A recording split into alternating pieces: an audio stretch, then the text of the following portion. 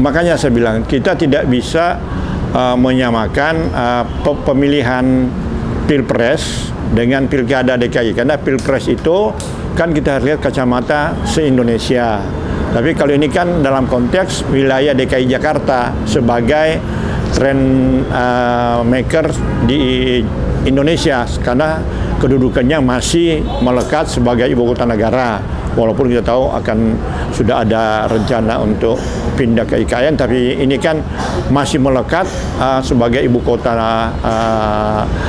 Indonesia dan negara, sehingga kita jangan samakan dengan pilpres. Pilpres itu beda nuansanya. Kalau dikatakan pendukung-pendukung dari pasangan 02 akan beralih ke 01, itu kami tidak bisa mengatakan seperti itu. Tapi kalau dilihat pada waktu pilpres yang lalu juga kondisinya ya tidak jauh berbeda, beda-beda sedikit, sehingga menurut saya kalaupun itu terjadi, Pak Anies masih punya key point, kunci tertentu. Dia sudah pernah menang di DKI Jakarta itu dengan pendukung, ya tentunya masih sangat loyal dengan dia di Jakarta. Itu pasti akan terjadi seperti itu, ditambah dengan pendukung di luar itu pasti akan meraih suara yang signifikan.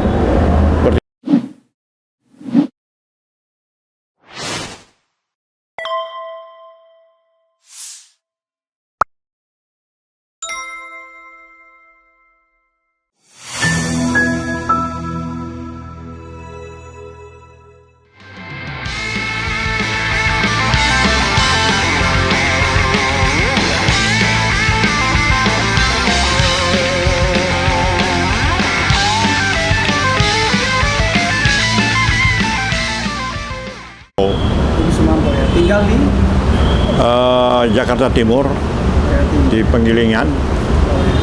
Pak Rudi ini warga pemilih DKI ya? Warga DKI ya. DKI ya. Artinya untuk pilkada tahun ini Pak Rudi itu berhak memberikan suara. Memilih, ya. Oke. Ya. Baik Pak Rudi, ini terkait pilkada DKI Jakarta ini kan semakin banyak diperbincangkan ya, dan figur-figur ini udah mulai itu terlepas di situ. Kemarin juga ada beberapa media juga menyatakan indikator survei elektabilitas itu tinggi itu Pak Anies, kemudian Ahok itu, kemudian Ridwan Kamil, dan yang menjadi trending topik lagi baru-baru ini nih ketika Ridwan Kamil itu dinyatakan tidak diusung oleh partai Golkar dan Gerindra untuk ke Jawa Barat. Ya. Nah, ada statement mengatakan bahwa di situ tanya Kang Emil mau kemana? Saya on the way Jakarta. Ya. Nah, sebagai warga DKI Jakarta itu dari ini siapa Pak Robian? Oke, baik. Memang kalau kita mengikuti informasi-informasi yang beredar di masyarakat ya, khususnya tentang figur-figur yang notabene sudah pernah menjadi gubernur DKI, katakanlah Anies, kemudian Ahok, dan ada juga yang pernah menjadi gubernur di provinsi lain. Nah, ini memang semakin seru, apalagi pilkada yang lalu dua figur yang saya sebutkan tadi, Pak Anies dan Pak Ahok, sempat juga menjadi rival utama ya keduanya. Tetapi jujur saja kalau saya melihat dari berita-berita yang ini memang belum menjadi ukuran, karena masih ada beberapa waktu ke depan. Pro kontra masih terlalu banyak. Tetapi jujur saja saya sebagai warga DKI Jakarta, apalagi kami dari kalangan minoritas ya tentunya kita juga punya hak untuk memilih. Nah, siapa figur-figur yang cocok dengan seluruh masyarakat yang ada.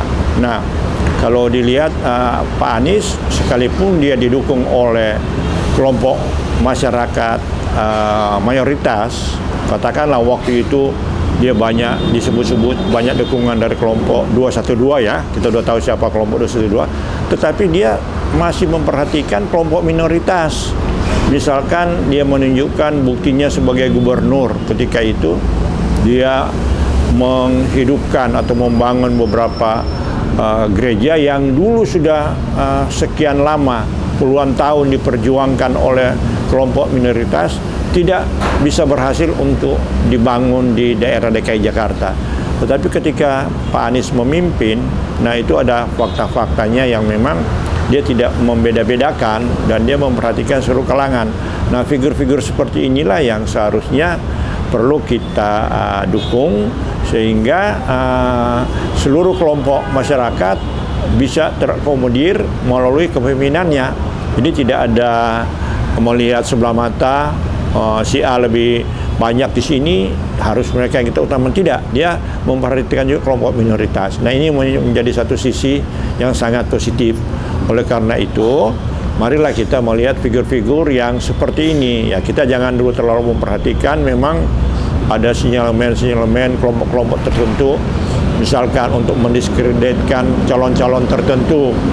Nah, kita abaikanlah itu, atau kita terbawa dengan euforia waktu Pilpres yang lalu, kita tinggalkan itu. Tapi mari kita melihat kepada sisi objektivitas, bahwa kita perlu pemimpin-pemimpin yang dapat diterima oleh seluruh kalangan masyarakat.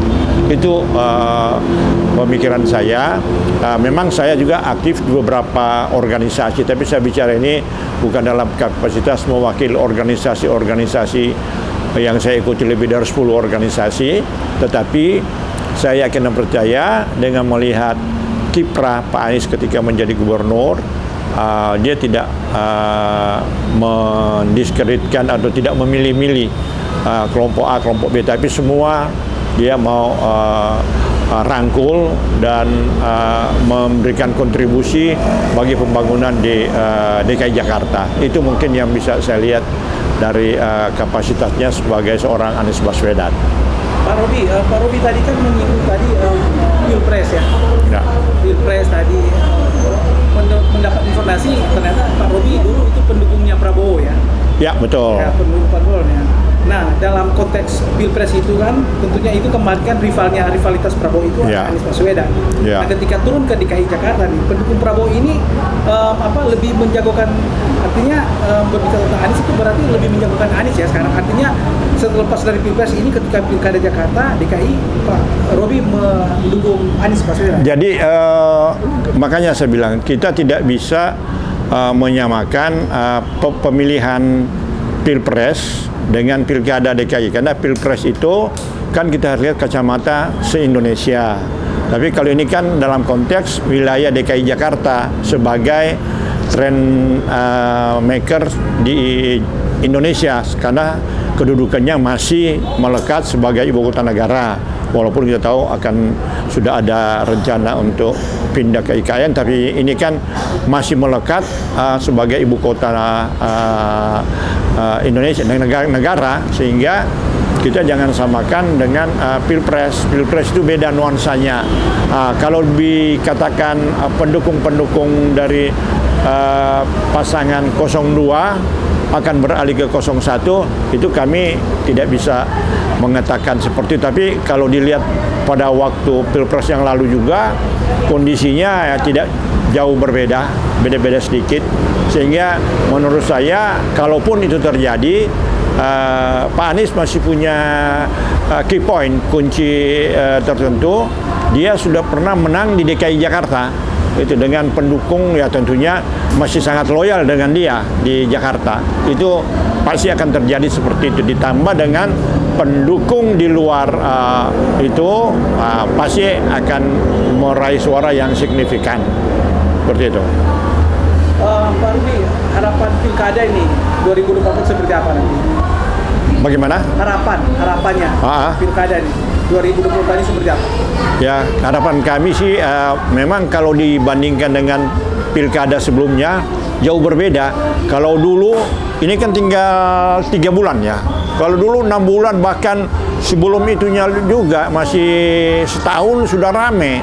Sekarang kan karena ada event Pilpres, sehingga memang dalam waktu relatif singkat pasti akan berubah drastis dia punya suasana dan kondisinya, karena masyarakat sudah di ujung euforia Pilpres memasuki pilkada. Ya, pilkada yang sudah tentu apalagi Jakarta pasti akan menjadi salah satu perhatian besar. Karena apa?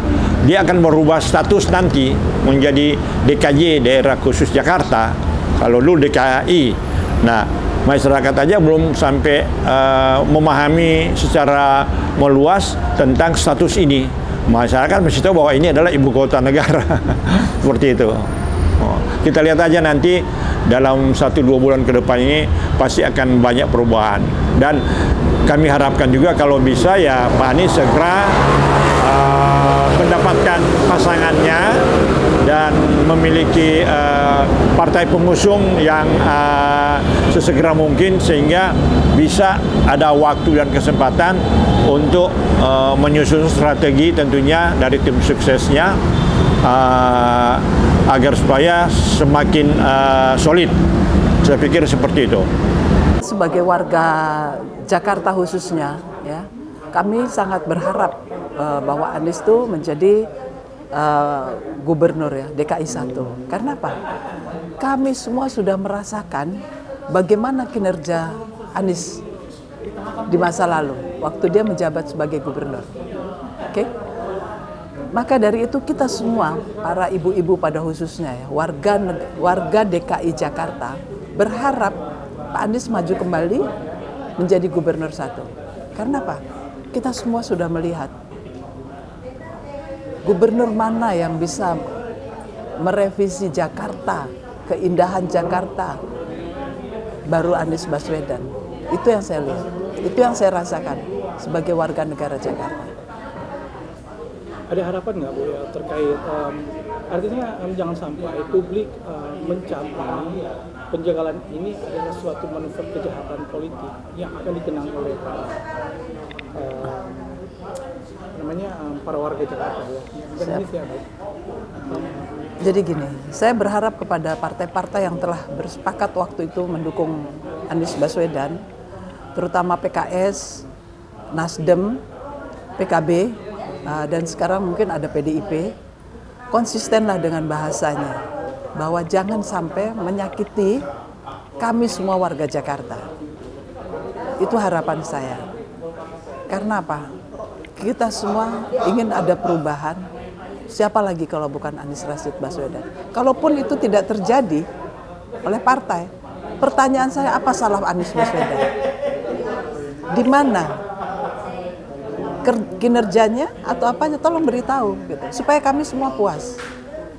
Jadi harapan saya hanya satu, semua partai yang telah mendukung Anies Rashid Baswedan, tolong komitmen itu diwujudkan. Itu aja.